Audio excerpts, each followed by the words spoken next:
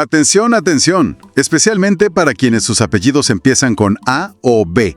Podría haber buenas noticias. Parece que se adelanta el pago de la pensión de bienestar de septiembre.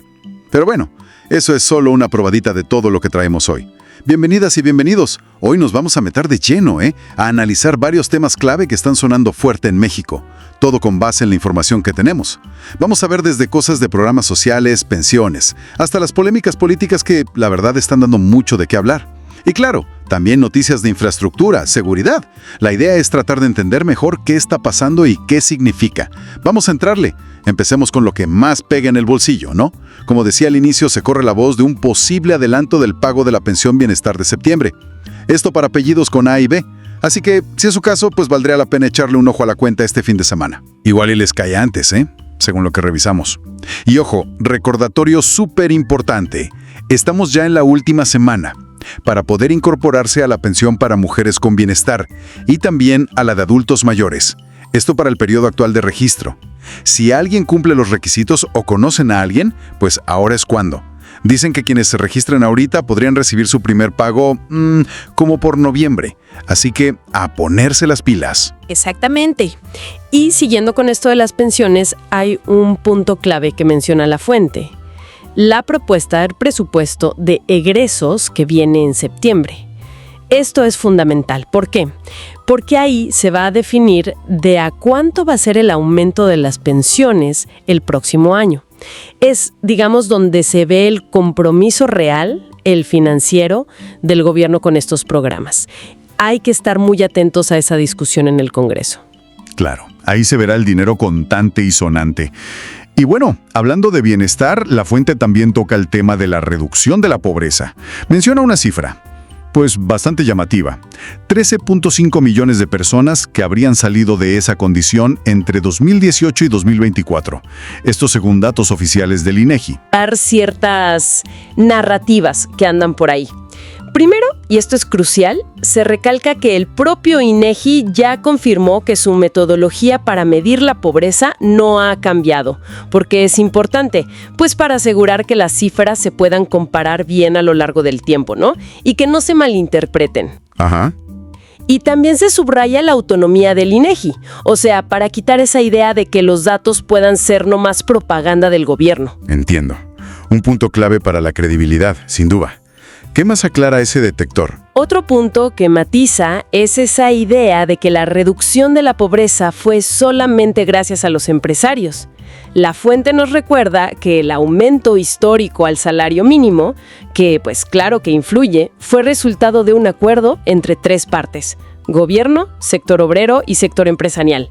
O sea, no fue que alguien lo diera nomás porque sí, sino que fue un acuerdo negociado. Creo que eso da una visión más completa de cómo se dieron las cosas en la economía y lo social.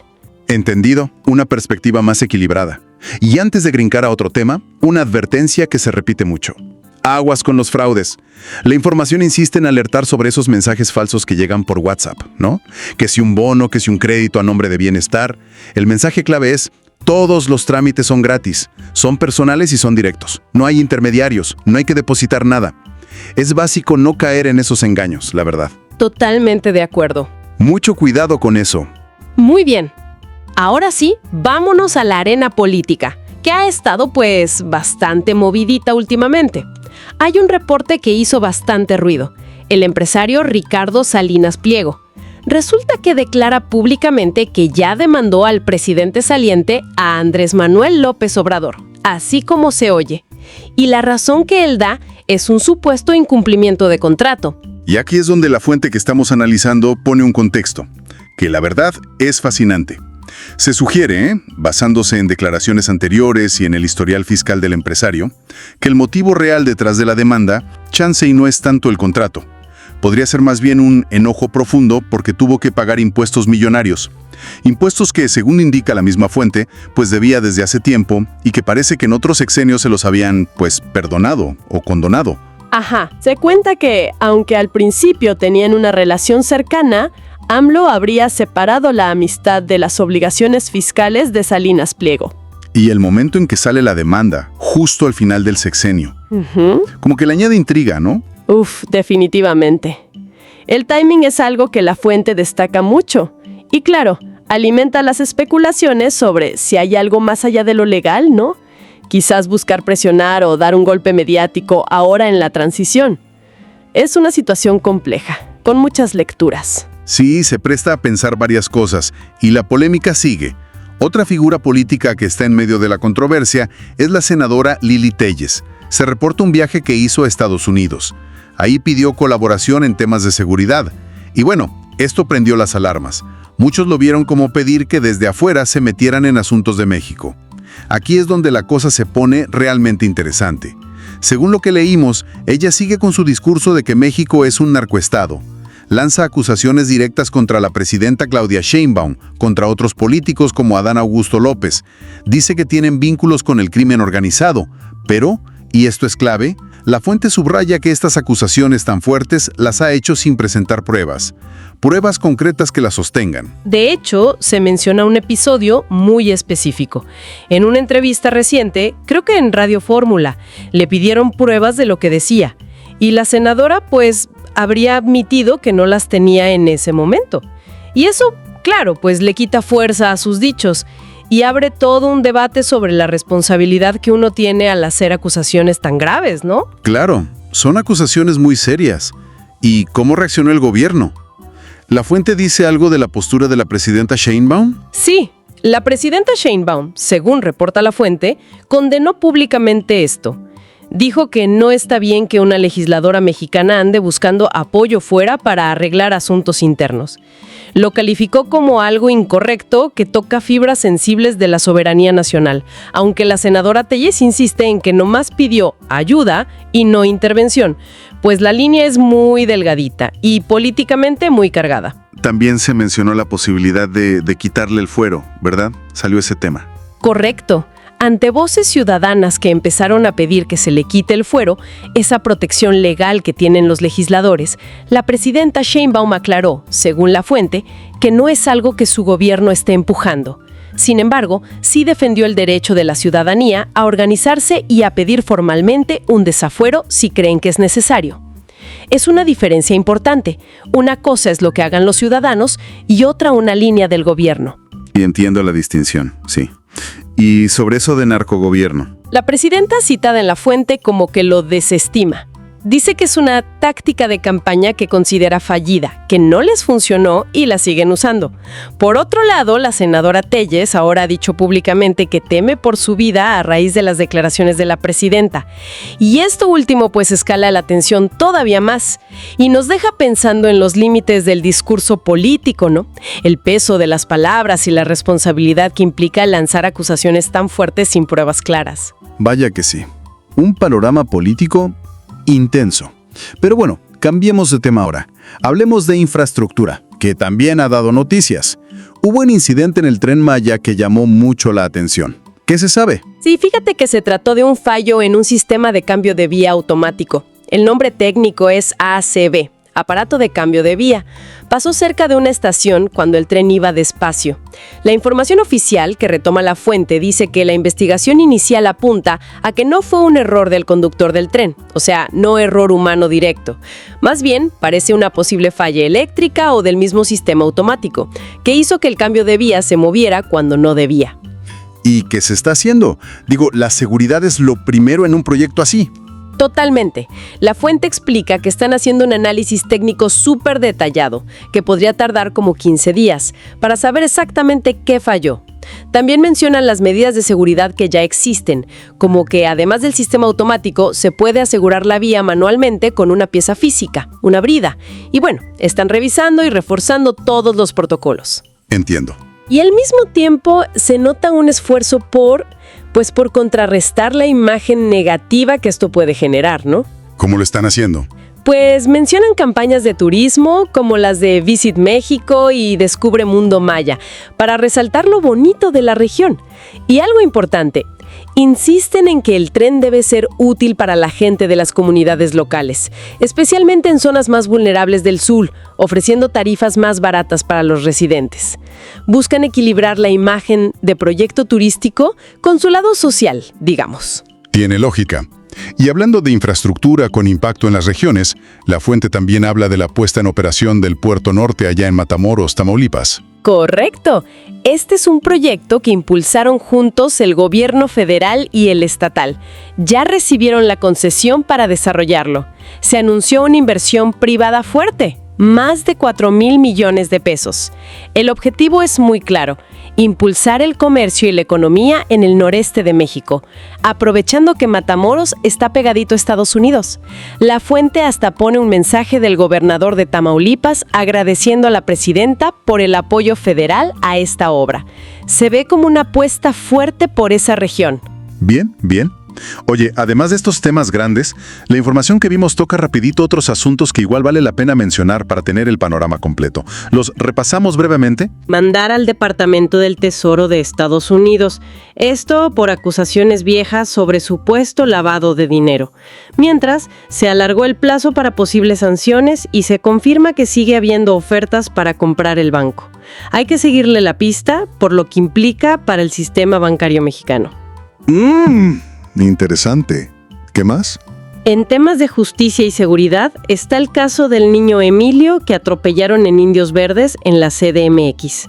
Su familia protestó pidiendo justicia y, según la fuente, Gobernación ya intervino para apoyarlos.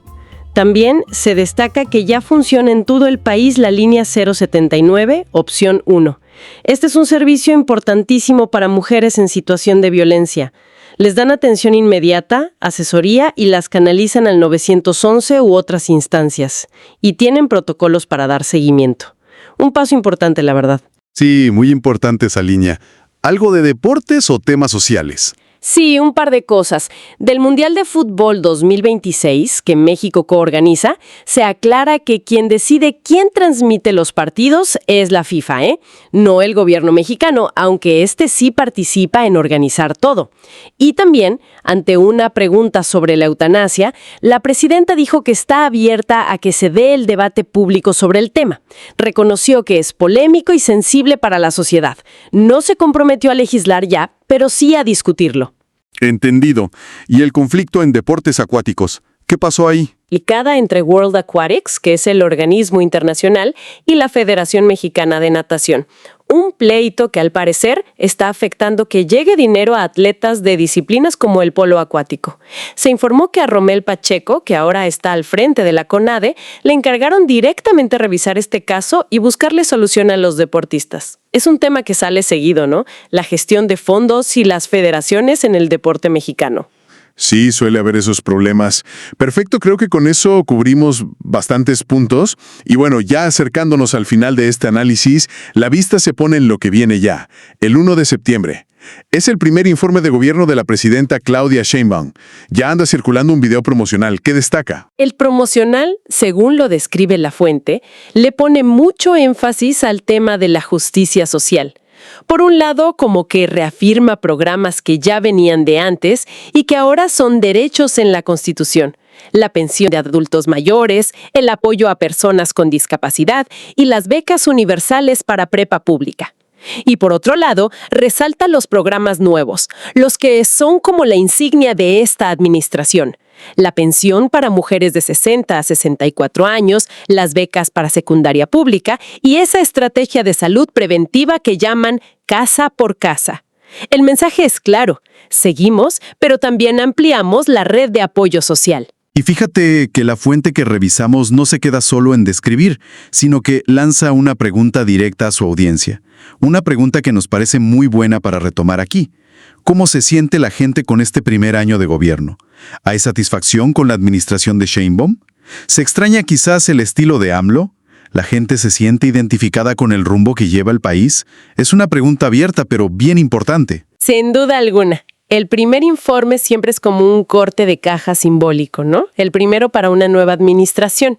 Y es especialmente interesante en este caso porque es un gobierno que se presenta como continuador de un proyecto político, la famosa Cuarta Transformación.